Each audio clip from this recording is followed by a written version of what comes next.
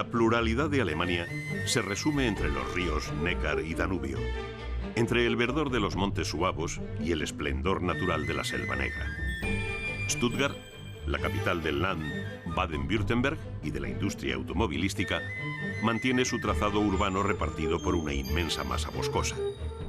Sin contradicciones, permite una doble vida, disfrutando del ocio activo en plena naturaleza y del cultural propio de una ciudad rica que ha levantado edificios vanguardistas para acoger sus famosas colecciones de arte.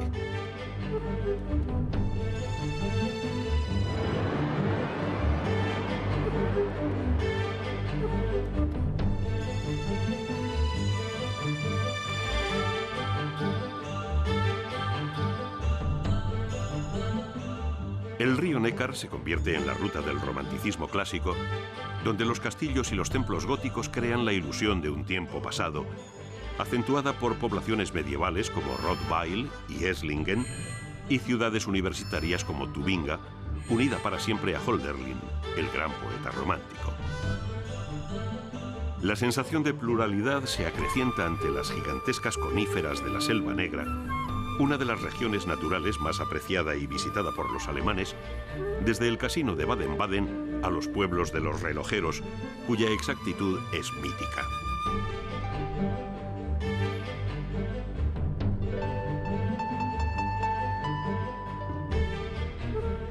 La mayor sorpresa del viaje la ofrece el nacimiento del Danubio y los primeros tramos de un río que orilla la catedral gótica de Ulm y la ciudad imperial de Regensburg, ya convertido en el gran eje cultural del centro de Europa.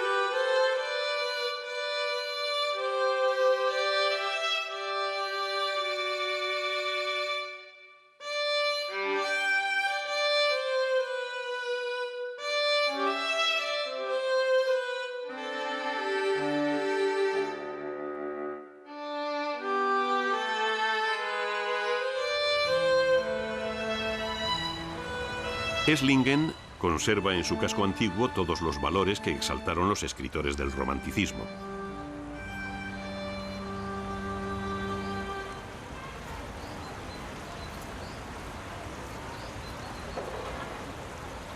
El pasado medieval que buscaban los románticos sobrevive en numerosas leyendas y tradiciones. Su estética se mantiene en las casas de entramado de madera. Intramuros guardan las anécdotas de sus ricos y libres habitantes, orgullosos de pertenecer a una ciudad imperial exenta de rendir vasallaje a la nobleza local.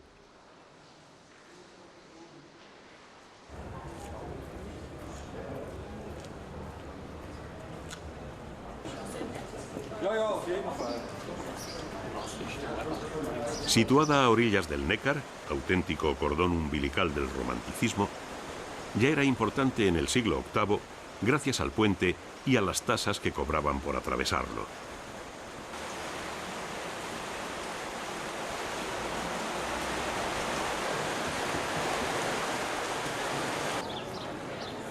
Porque la riqueza de Esslingen provenía de su situación estratégica en la ruta comercial que unía Flandes con Venecia.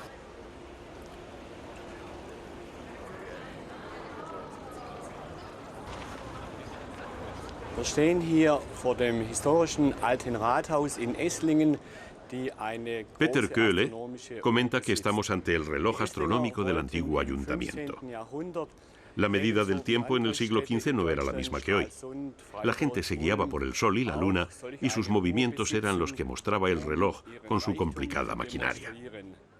Ganz besonders hervorzuheben ist hier das Figurenlaufwerk. Wir sind hier Tagesregenten.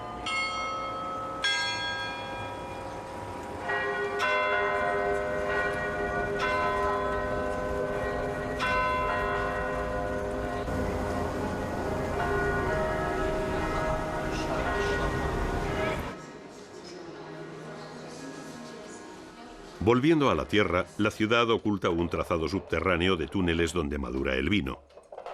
La cata aguarda en la casa Kessler, una auténtica institución de los caldos alemanes.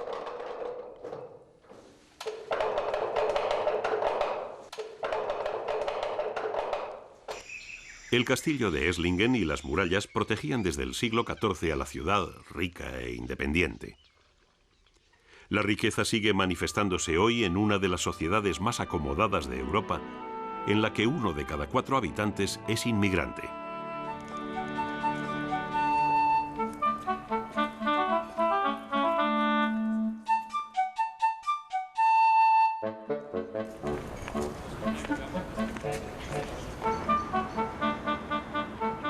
El Neckar continúa su recorrido por la próspera Suabia. En su tramo alto discurre acompañado de grandes mansiones hacia la ciudad universitaria de Tubinga. Los colegios mayores y las sedes de 15 facultades se reparten por el casco histórico de una ciudad que vive de y para la universidad, una de las más antiguas de Alemania, fundada en el siglo XV.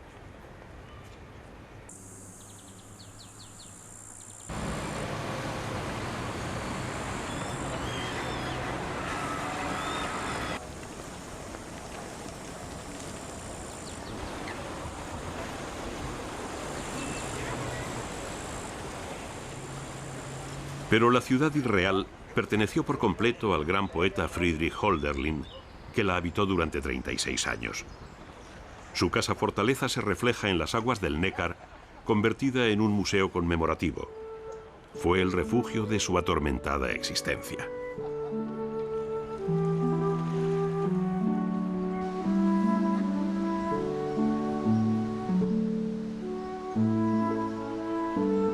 Mi siglo es para mí un azote. Yo aspiro a los campos verdes de la vida y al cielo del entusiasmo. Enterrad, oh muertos, a vuestros muertos. Celebrad la labor del hombre e insultadme. Pero en mí madura, tal como mi corazón lo quiere, la bella, la vida naturaleza.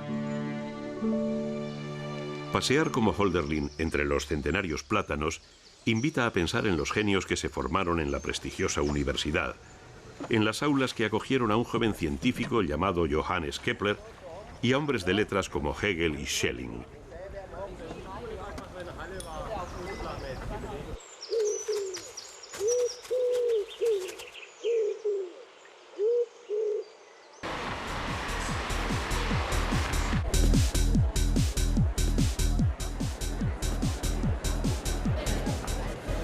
Con cerca de 25.000 estudiantes, la animación está asegurada a las orillas del Neckar. Estudiar y divertirse era un binomio que ya existía en el siglo XV, cuando las autoridades tuvieron que limitar el consumo de vino a medio litro por estudiante y día.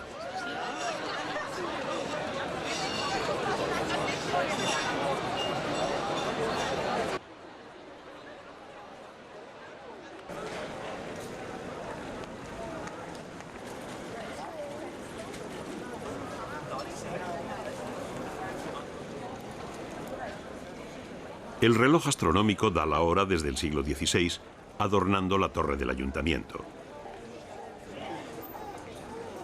En la Marktplatz, las casas de entramado guardan las estancias donde todavía viven los ricos burgueses y los profesores que se ayudan con clases particulares. En Tubinga se imparten 80 tipos de carreras, destacando los estudios de medicina, leyes y letras. Los tentáculos de la universidad llegaban hasta la Stiftskirche, que servía como aula de seminarios. El estilo gótico tardío alcanza su plenitud con una decoración que denota la riqueza de sus benefactores, los condes y duques de la región, que descansan eternamente en sepulturas antropomorfas. Las pétreas presencias, realizadas de 1537 a 1635, arrebataron la imaginación de los escritores románticos.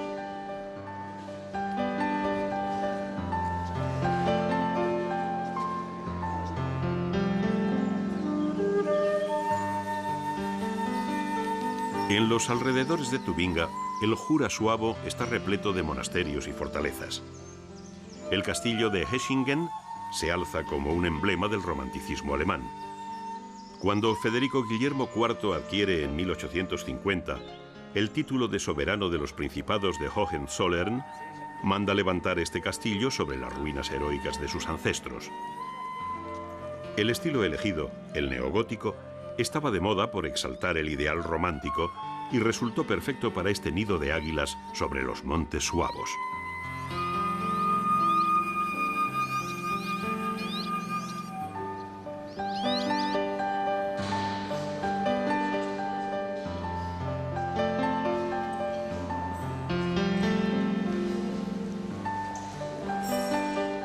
Las suntuosas salas acogen las colecciones reales depositadas por el príncipe Luis Fernando de Prusia, jefe de la Casa Real hasta finales del siglo XX, exhibiéndose la corona real de Prusia, entre otros tesoros.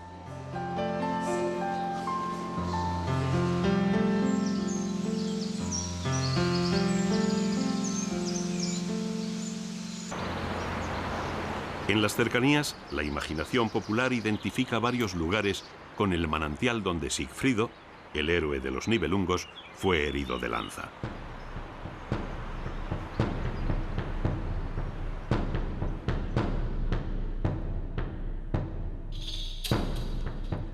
Todas las esencias medievales defendidas por el movimiento romántico se encuentran representadas en Rottweil.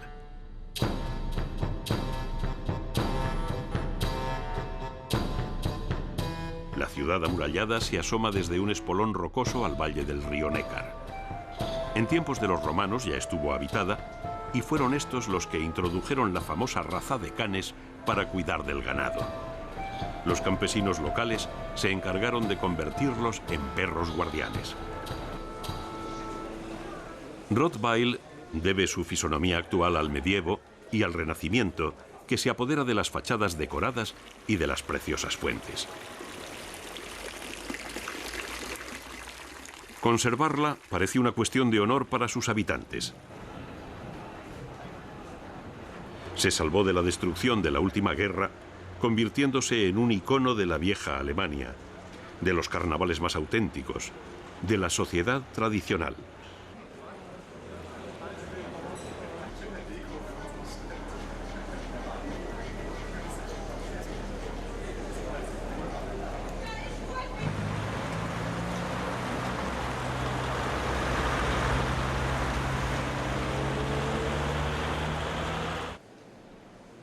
La iglesia de la Santa Cruz une a la ligereza del gótico el maravilloso conjunto de nervaduras que conforman el techo. Los fabulosos retablos ofrecen muchas curiosidades, como una de las pocas representaciones que existen del demonio con cuerpo de mujer.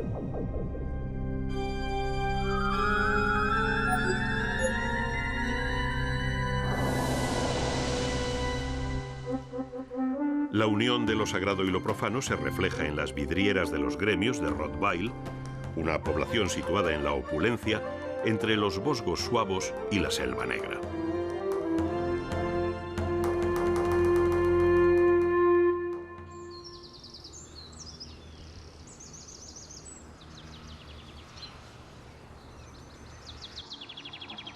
Nada hace sospechar que en medio de estos viñedos se encuentre Stuttgart, una de las locomotoras del poderío industrial de Alemania.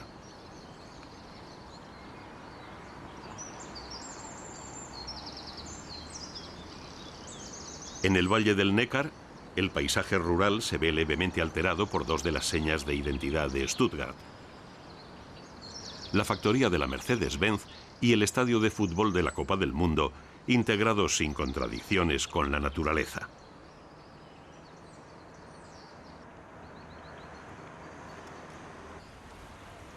La vanguardia de la arquitectura toma un papel protagonista en la capital del Land Baden-Württemberg. El nuevo edificio del Museo Mercedes-Benz está inspirado en la forma de una doble hélice, con un espectacular hall de entrada por el que se asciende hasta el inicio de las rampas, donde se muestran los prototipos y los coches más emblemáticos de Mercedes-Benz desde hace 120 años.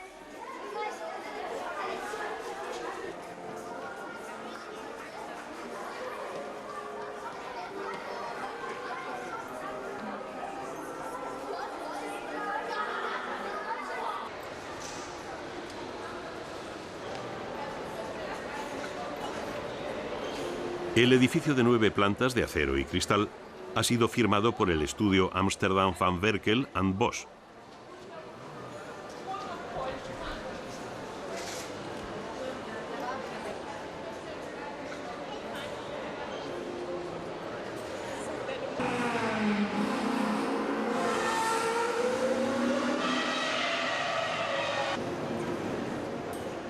Los diferentes espacios permiten actividades como la conducción simulada y muestran los vehículos legendarios. Por una rampa espectacular parecen circular las obras maestras de Mercedes-Benz y también los coches del futuro.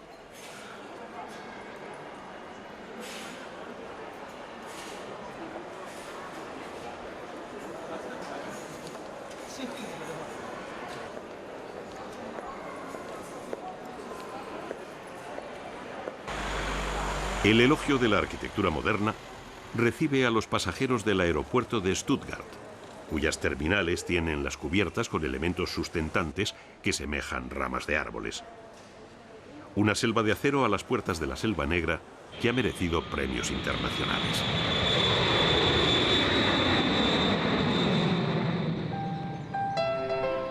La ciudad de la alta tecnología ha apostado por ofrecer a sus 500.000 habitantes una forma de vida cercana a la naturaleza, con el 54% de su superficie dedicada a zona verde.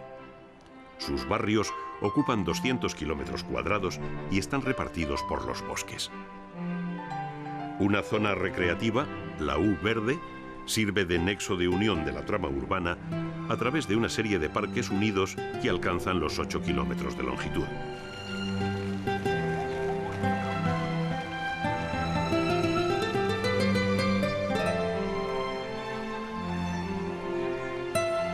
El más reconocido es el Jardín Botánico y Zoológico de Wilhelma, cuyos pabellones muestran una inspiración granadina.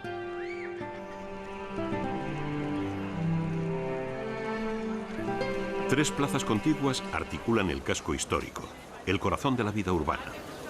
La plaza del Ayuntamiento alberga a diario un mercado tradicional de frutas.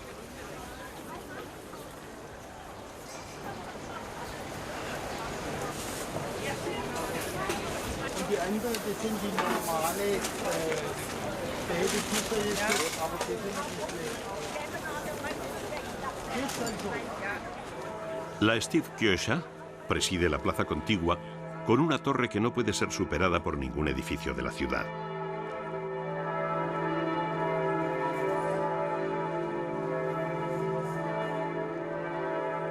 El monumento al poeta Schiller siempre está rodeado de flores.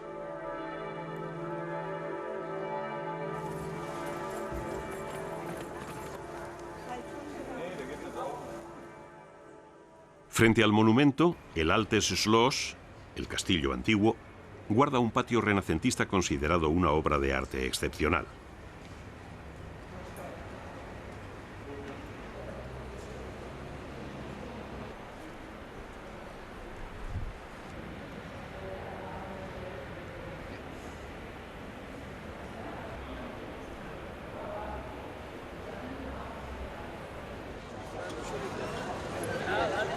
Un corto paseo lleva a la contigua plaza del Palacio, la Schlossplatz, el centro de la vida ciudadana, siempre animada por los estudiantes de la universidad.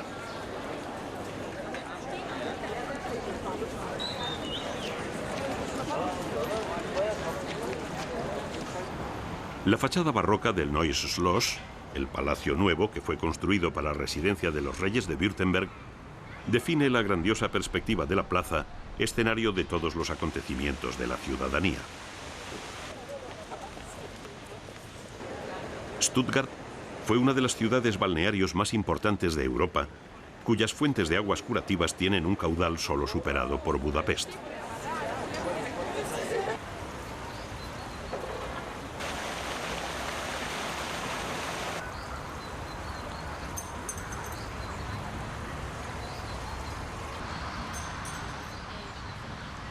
El Teatro Nacional de Stuttgart alberga en la actualidad a las compañías de ópera y de ballet, dos instituciones de renombre internacional.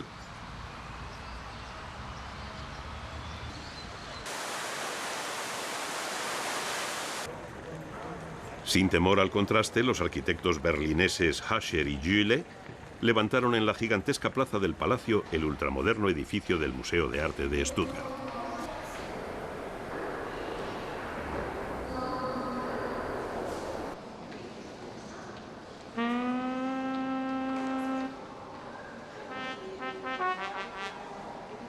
Entre las colecciones de arte actual, el museo venera a Otto Dix, el pintor que supo plasmar con su rico cromatismo la expresión del desgarro y de la decadencia de la sociedad de entreguerras.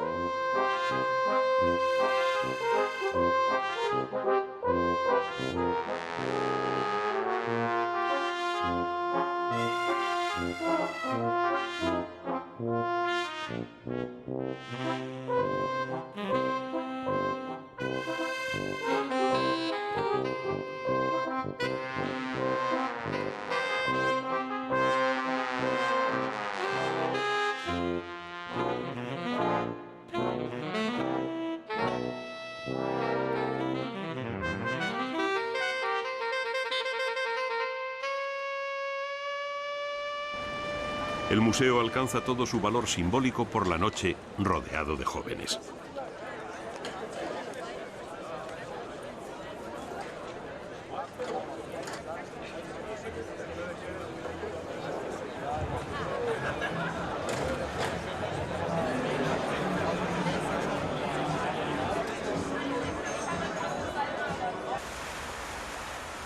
En la Galería Nacional de Stuttgart, el nuevo estilo arquitectónico se integra al antiguo neoclásico.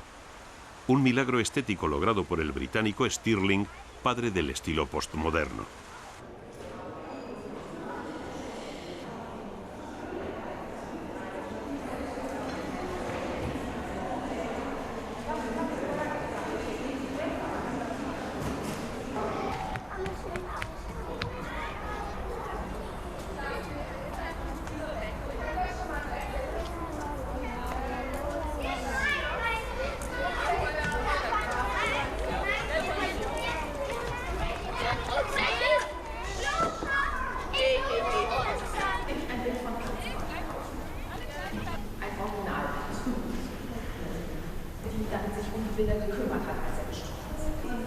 La galería posee un fondo destacable de arte clásico y colecciones fabulosas de arte contemporáneo.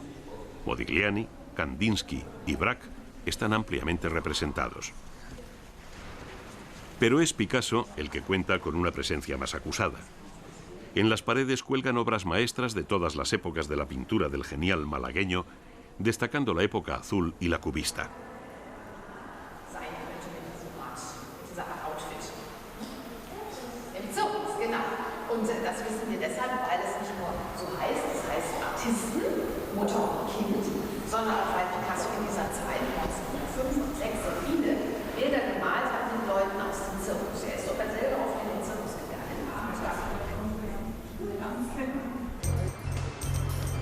El barrio húmedo de Stuttgart es conocido como el barrio de las judías.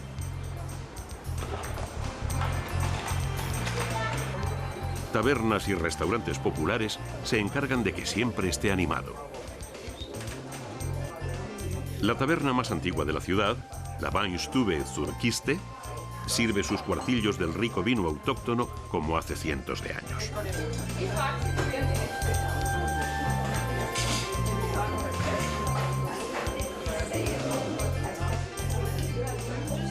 La diferencia es que ahora lo saborean los trabajadores de Mercedes, Porsche, Bosch, Siemens, entre otros muchos.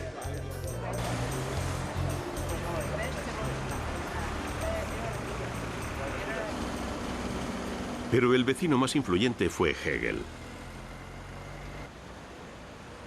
Su casa, convertida en museo, conmemora al gran filósofo del idealismo absoluto que afirmó: todo lo racional es real y todo lo real es racional.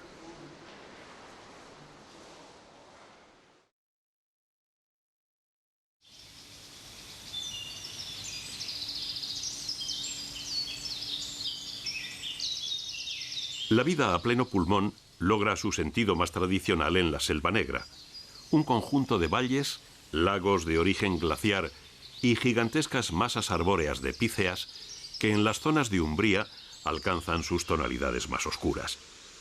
Todo un lujo para un país considerado la locomotora económica de Europa y para sus industriosos habitantes, que pueden aquí practicar un ocio absolutamente activo en centros vacacionales como el del lago Mummelsee.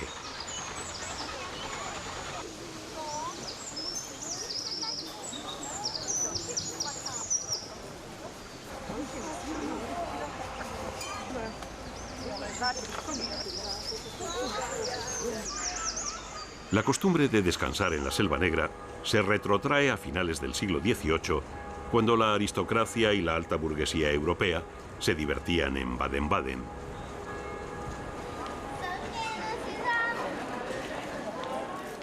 La reina Victoria, el zar Alejandro o Bismarck eran veraneantes asiduos de una ciudad que, desde la llanura del Rin, se interna en la Selva Negra con 500 kilómetros de senderos.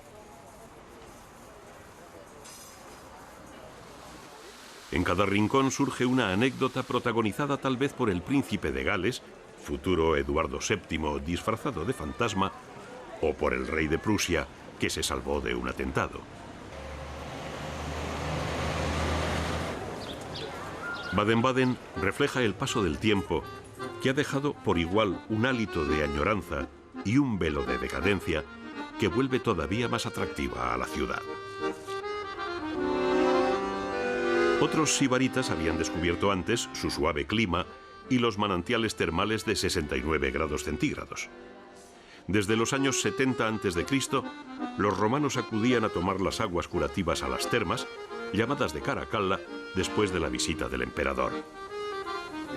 Los hoteles Belle Époque, las boutiques de lujo, el teatro de la ópera y el gran casino muestran el esplendor de un tiempo idealizado por pintores y escritores.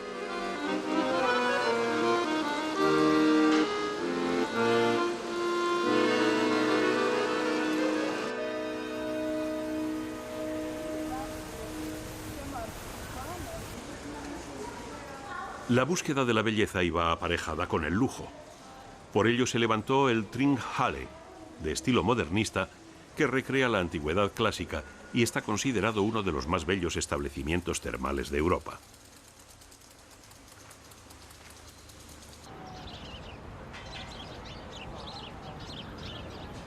Los viajeros decimonónicos crearon escuela porque atendían tanto a su cuerpo como a su espíritu. En el teatro de los festivales internacionales se siguen programando los más prestigiosos montajes operísticos y los conciertos de la Fundación Herbert von Karajan. Un mundo de lujo que giraba en torno al gran casino de estilo francés.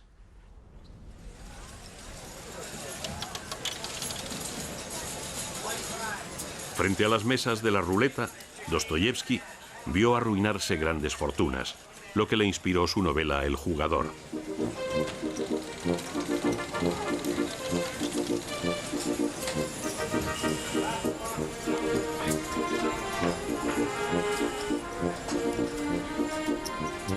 Nada ha cambiado, y la decoración responde al piropo dicho por Marlene Dietrich, según el cual era el casino más hermoso del mundo.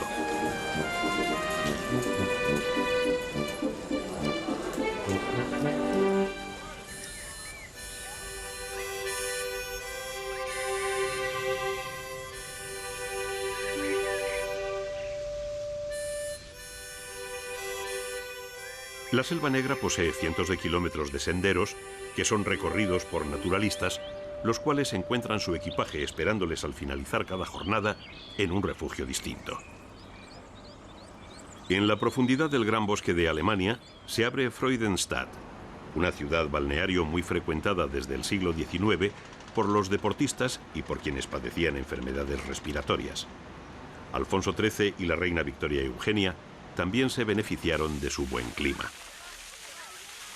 La plaza del mercado, levantada en el siglo XVII, debe su tamaño descomunal al hecho de haber sido trazada para albergar un palacio que nunca llegó a construirse.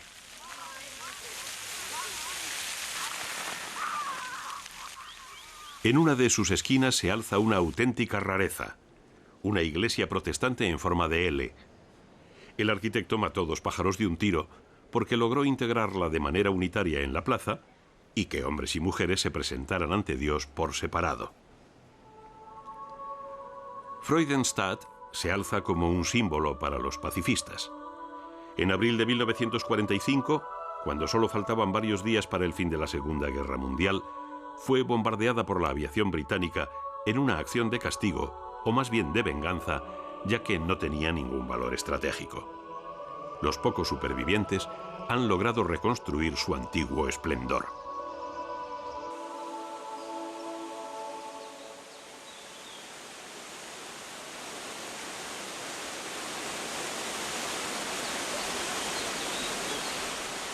En busca de los hitos geográficos de la Selva Negra, se llega a la cascada de Triberg, la más alta de Alemania.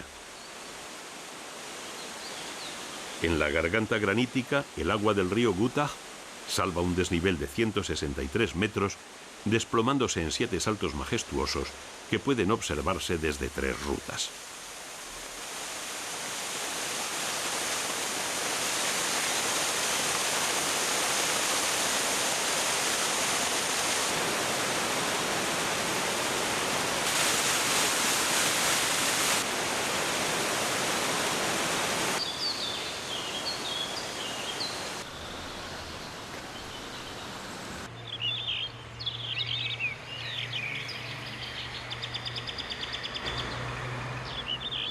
Las casas tradicionales, que en invierno aguantan intensas nevadas, aparecen escalonadas en el valle central de la ruta de los relojes de Cuco.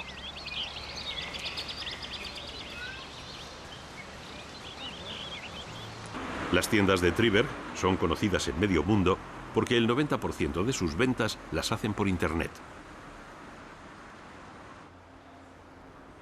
En el Museo de la Selva Negra de Triberg se conservan colecciones de trajes típicos y una fabulosa colección de máscaras del ancestral Carnaval de los Locos.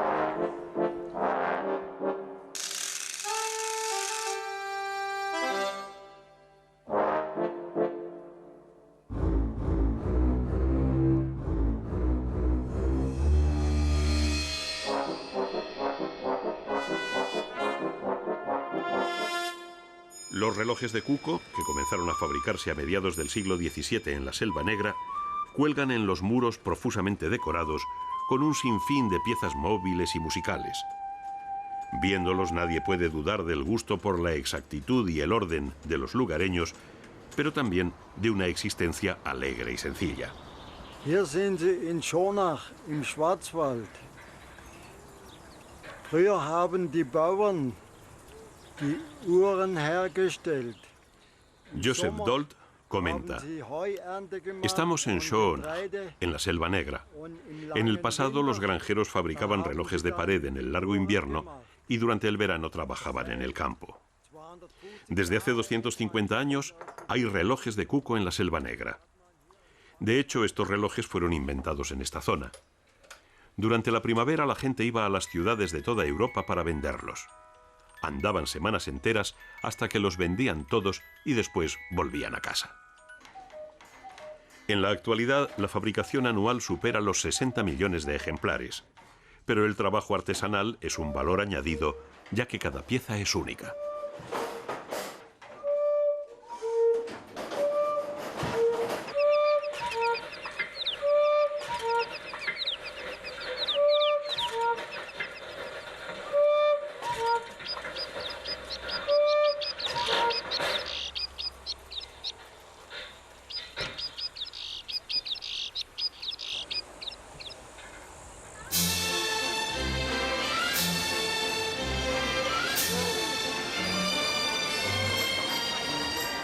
La torre de la Catedral de Friburgo se eleva a 116 metros para pregonar la riqueza de la capital de la Selva Negra. Levantada en arenisca roja, está considerada una obra maestra del gótico.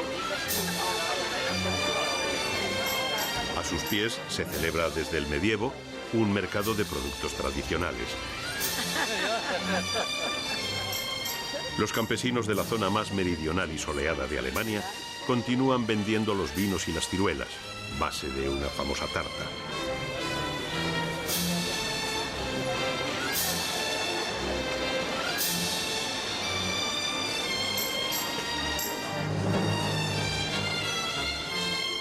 La plaza ha sido reconstruida con edificios que alternan el gusto medieval y el barroco. Destaca la Kaufhaus, la casa de los comerciantes, adornada con las efigies de Maximiliano, de su hijo Felipe el Hermoso y de su nieto Carlos V.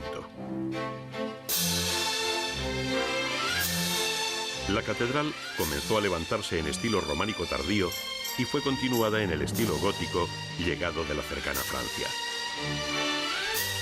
También llegó el gusto por la decoración, sobre todo en las portadas con ricos conjuntos escultóricos, en las vidrieras del siglo XIV donadas por los gremios, en las ricas capillas patricias y en el retablo mayor, obra de Hans Baldung Gruen, amigo de Durero. La catedral y sede arzobispal se salvó milagrosamente del bombardeo de la aviación aliada que arrasó el 80% de los edificios de la ciudad.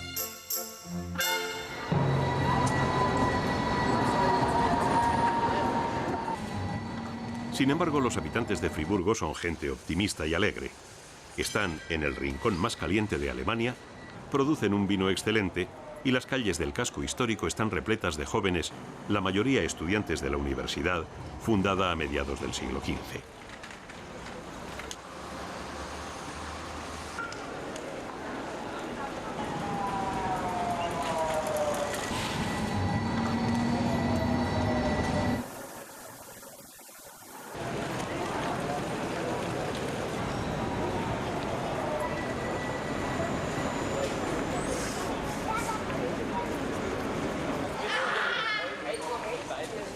La fiebre de la reconstrucción fue tan exhaustiva que incluso llega al pavimento, realizado como antaño con las piedras del Rin y manteniendo los antiguos canales que recogían el agua de la lluvia. Hoy sirven para refrescarse los pies y para dejar claro que la reconstrucción ha sido total.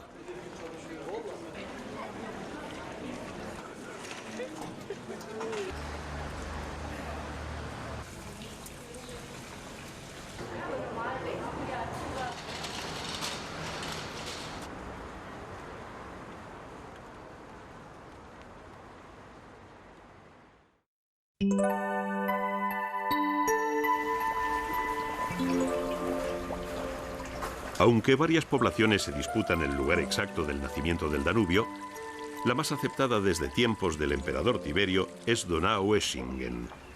Un conjunto escultórico enmarca el lugar en que aflora el segundo río más largo de Europa.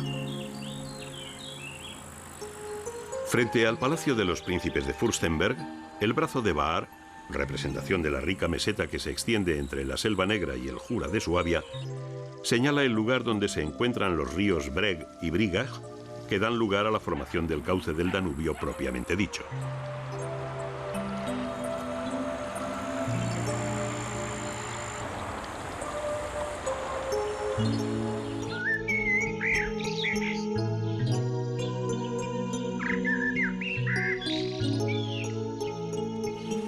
La morfología del terreno es muy compleja, ya que la caliza jurásica está sometida al fenómeno kárstico con numerosas grutas y cursos de aguas subterráneos.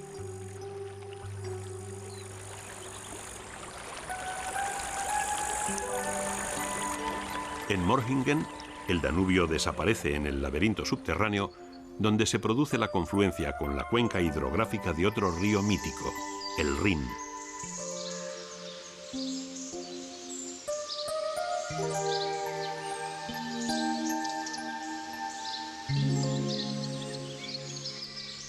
Si en la canción de los Nibelungos los dos ríos se enfrentan, los geólogos han conseguido demostrar que es una confrontación fratricida, pues mezclan sus aguas al nacer como hermanos gemelos.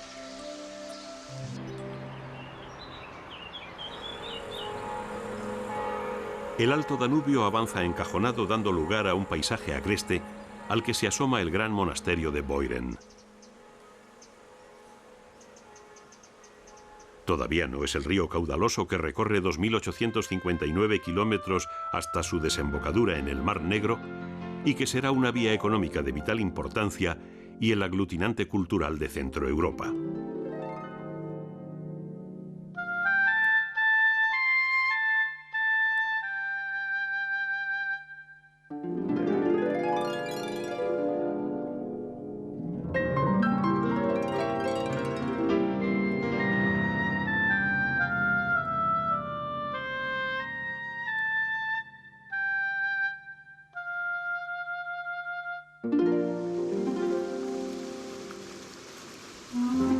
El Danubio, al que Hölderlin llamaba el río de la melodía, el camino que unía Europa y Asia, era para el gran poeta el río fundamental de la nación alemana, un río donde seguían habitando los dioses antiguos.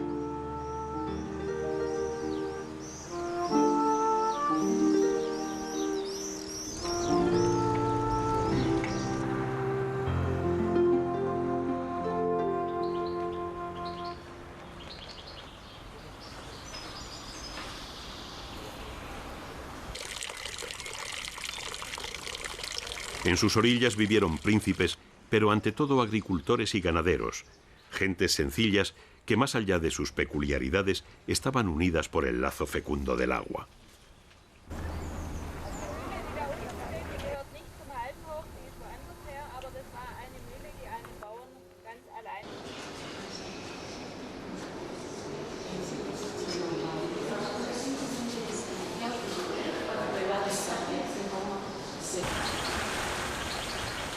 A las afueras de Tuttlingen, el director del Museo Etnográfico, Walter Knittel, explica.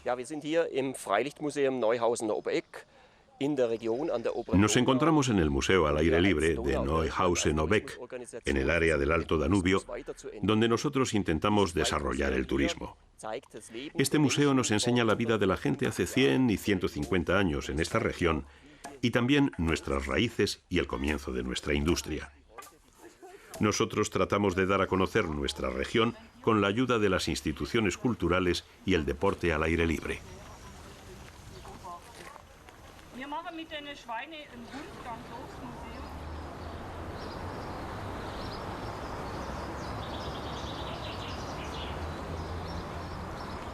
El castillo de Sigmaringen refleja el auge de los Hohenzollern, que desde el siglo XI tuvieron aquí su casa familiar.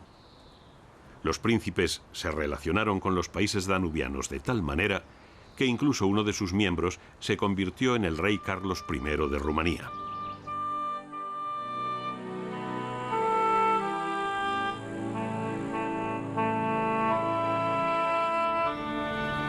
Aguas abajo, Ulm vive a finales de julio su gran fiesta, la Sportwoche. Competiciones de remo, luchas en barcas, desfiles y mucha cerveza y salchichas invitan a celebrar.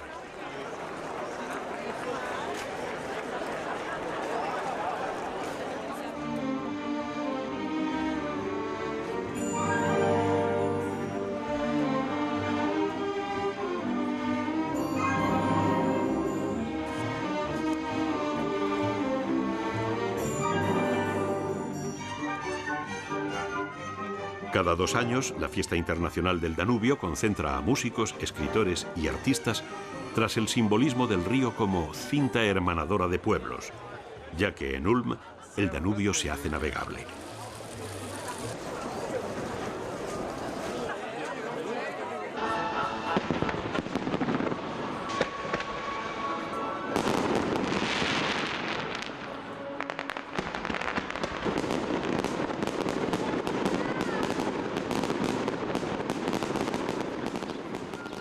La fiesta arranca en la Casa del Juramento. Desde su balcón, los alcaldes llevan más de 6 siglos comprometiéndose a ser hombres justos sin ninguna reserva en todas las cosas, iguales, comunes y honradas. También se recuerda al sastrecillo que intentó volar sobre el Danubio y que acabó en el agua entre las rechiflas de sus conciudadanos.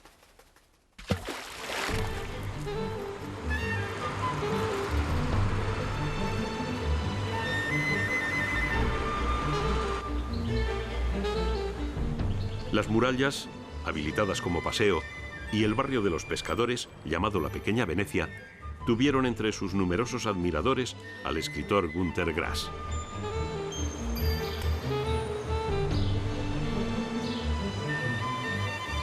Convertida en ciudad por el emperador Federico I Barbarroja, controló la actividad comercial del Danubio.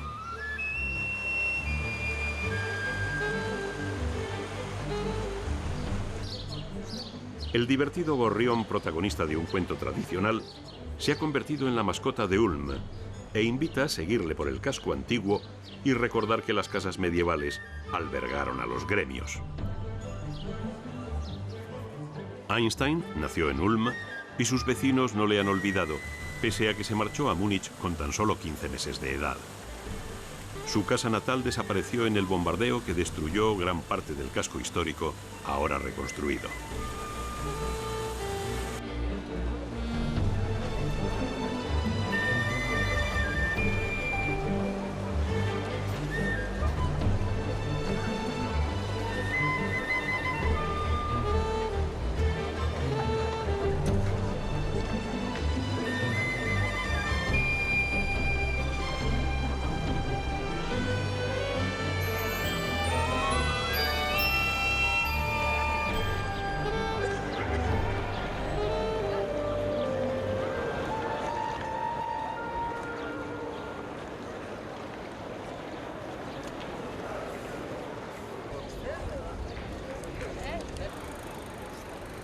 La que sí se salvó fue la catedral. Cuentan que un grupo de hombres vigilaba y arriesgaba su vida en el tejado para arrojar a la plaza las bombas caídas sobre el templo, aprovechando los segundos que tardaban en estallar. Levantada por suscripción pública en el siglo XIV, era el símbolo de la prosperidad de los orgullosos burgueses de la ciudad imperial libre, que no dudaron en representar al mismísimo Pitágoras en la sillería del coro. Su torre calada, la más alta de la arquitectura religiosa, no se edificó hasta el siglo XIX, pero se siguieron los planos medievales. Ahora se opone a la Stadthaus de Richard Meier.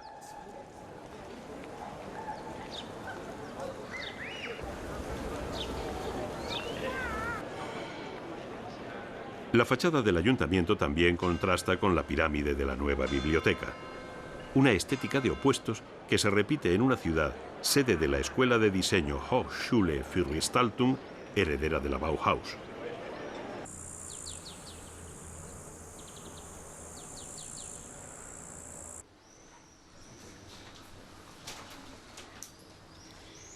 El Danubio atesora un legado bibliográfico de excepción, orillando a su paso una serie de bibliotecas barrocas, como la del monasterio benedictino de Biblingen, relacionada con la del monasterio austríaco de Melk.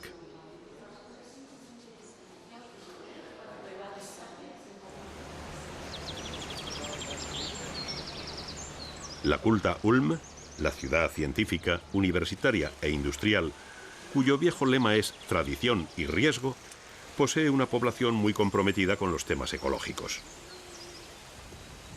Por ella pasa la gran ruta ciclista de Europa, que corre paralela al curso del Danubio, uniendo países y ciudades históricas como Regensburg, la antigua Ratisbona, y su puente de piedra, maravilla de los siglos y del mundo.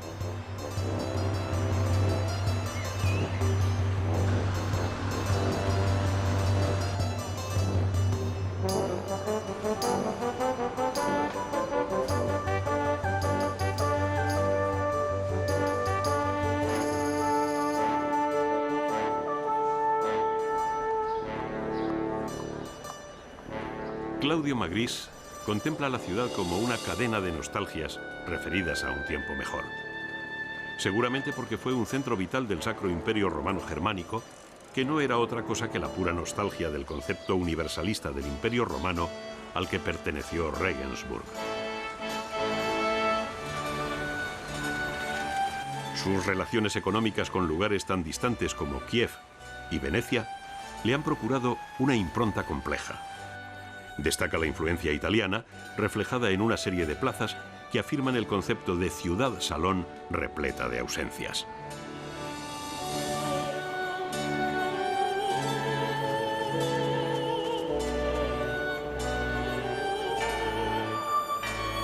En ella, Kepler pensaba. Los príncipes gastaban fortunas y en el albergue real, el emperador Carlos V amaba a una joven llamada Bárbara Blomberg, madre de don Juan de Austria.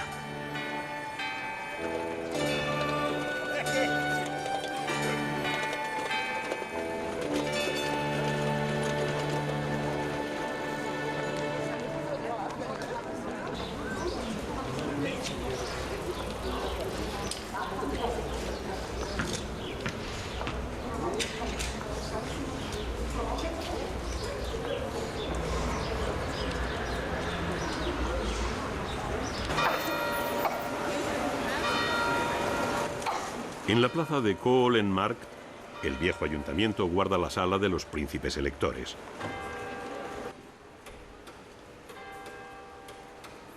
En torno a la mesa, cubierta siempre por un tapete verde, se reunían para discutir a puerta cerrada y escribir la historia desde un presente absoluto.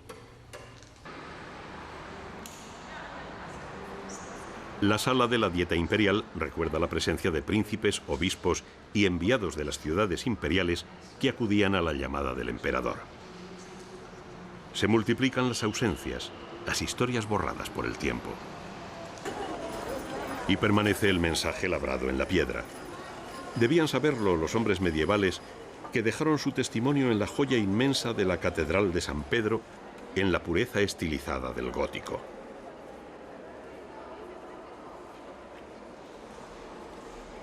En la nave central surge el recuerdo del Papa Benedicto XVI, que era profesor de dogmática en la Universidad de Regensburg.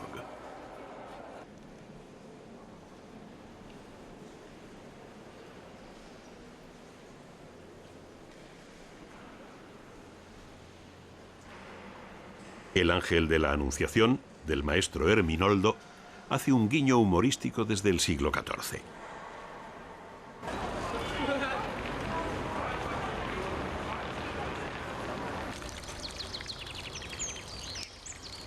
El Palacio de los Príncipes de Thurn und Taxis demuestra el ascenso social vertiginoso de un transportista en los Alpes. De aquí proviene la palabra taxi, que gracias al monopolio del correo imperial se hizo tan inmensamente rico como para aceptar el cargo de representante del emperador en la Dieta y, naturalmente, pagar los costosos gastos de tal representación. Siguen siendo los más ricos, los protagonistas de la prensa rosa alemana.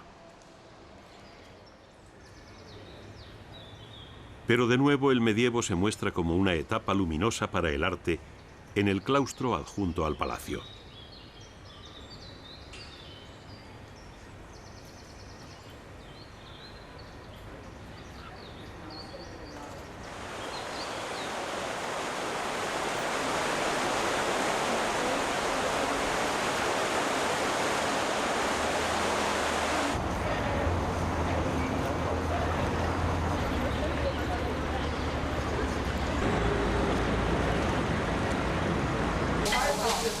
A diario, desde hace cientos de años, la taberna junto al puente de piedra ofrece salchichas, cerveza y vitalidad.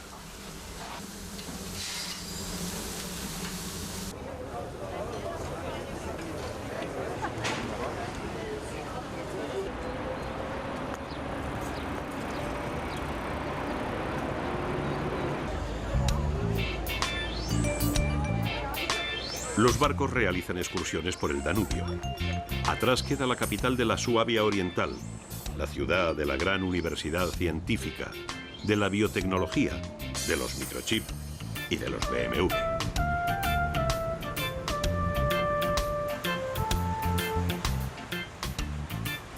Entre el verdor del valle rodeado por las montañas del bosque bávaro, aparece el Valhalla, un templo levantado a los grandes creadores germanos.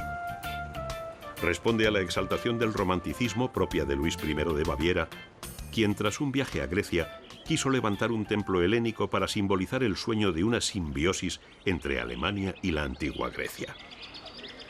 Como dice Claudio Magris, los germanos, descendientes de los antiguos dorios, debían ser los griegos de la nueva Europa, darle a esta una nueva cultura universalmente humana como la Hélade se la había dado al mundo antiguo. Pero todo quedó en una utopía irrealizable, aunque el rey consiguió colocar a su hijo Otto en el trono de Grecia. Definitivamente, el Danubio ha dejado atrás su juventud y se ha transformado en un transmisor de la cultura, en una vía económica, en un cinturón plateado de sueños y anhelos de la vieja Europa.